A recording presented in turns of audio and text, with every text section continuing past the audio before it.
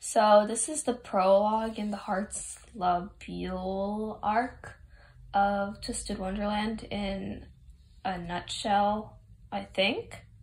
So anyways, in the prologue, your main protagonist, Yu, wakes up and he's like, where the heck am I? And he's in Twisted Wonderland. Good for him, but he can't go back. Poor for him, bad for him.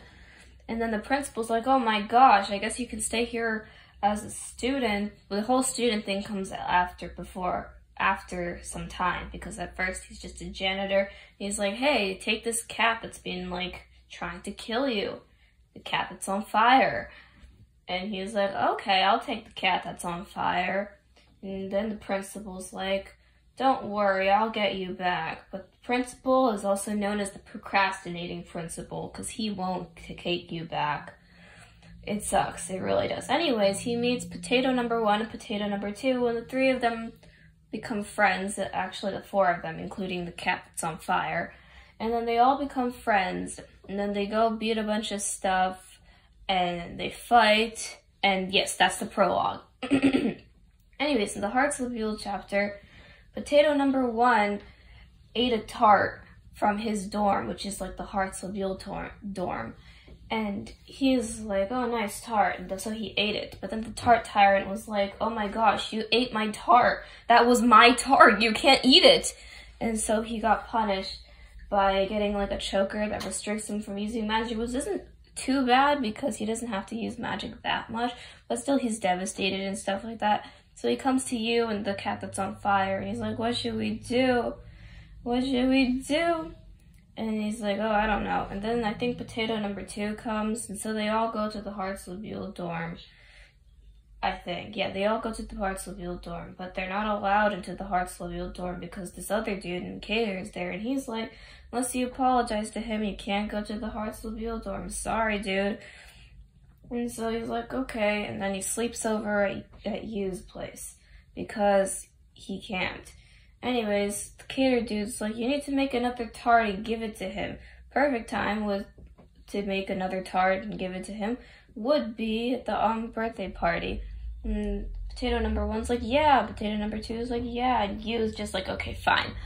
And so they go to Baker Boy because Baker Boy was recommended. And Baker Boy makes a lot of good baking stuff because his family runs a bakery. So Baker Boy helps them with the tart. They go pick chestnuts for the tart. And they meet some other characters, but they aren't really important. So then they got all the chestnuts, and they're like, yay! And then they make the tart, and it's probably a good tart. I forget what type of tart? What? Mont Blanc or something like that. Anyways, they take the tart, and they go to the birthday party, but the tart tyrant is like, oh my god, this isn't the right tart! How dare you bring this tart to this party? Throw them out. And so they get thrown out.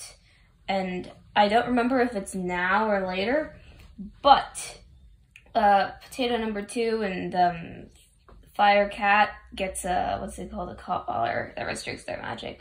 And now they're all mad. They're like, oh my god, he just really threw out a beautiful tart. A tart that we put all of our energy into. So then, this dude just appears from nowhere, and he's from another school, so why the heck is he here? So he just appears, and he's like, hey there, you want to learn more about Tart Tyrant? Ask his childhood friend, and he's been Baker Boy all along.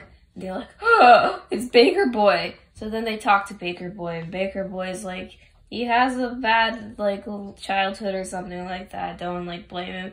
So then potato number 1 gets mad and is like, oh my gosh, shut the heck up.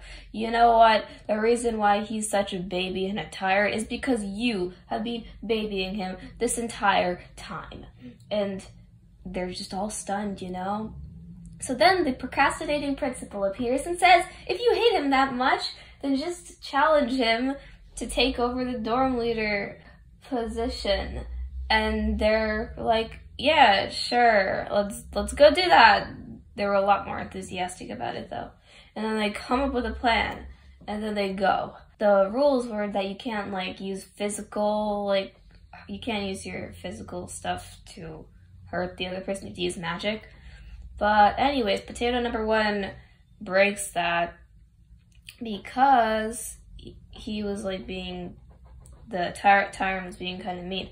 And then people start turning on the tyrant. He's like, oh my god, you guys should follow me only, and I'm the only one that's right and stuff. And so this isn't going very well. So then all of his negative energy like collects and overflows, and oh my god, now he has a dress? What the heck? Anyways, it's a very pretty dress, I tell you that. And he looks stunning in that. But anyways, they have to fight him or he's gonna die from draining himself or something. So they're like, okay, time to go fight him. So they fight him. And after they fight him and they defeat him, now we see Tyrant's background. And the Tyrant wasn't always a tyrant. At some point he was just a tart boy. And he had a controlling mother who made him study a lot and stuff like that. He and the baker boy and the dude who just appeared out of nowhere that looks like a cat were childhood friends, and he used to like sneak out. Then his mother found out once, and the poor dude just wanted a tart, but his mother was like, nope, nope, nope. So that's why he feels awful, because of his childhood. Exactly like Baker Boy said. Anyways, he wakes up and everyone's like, you should apologize by making a tart and bringing it to the next birthday party. Or the reschedule. I don't know. Anyways, he does that and everything is happy once again. Yes, hip hip hooray. Until they show that the not important characters are becoming important. Also, the cat that's on fire eats a rock from the ground.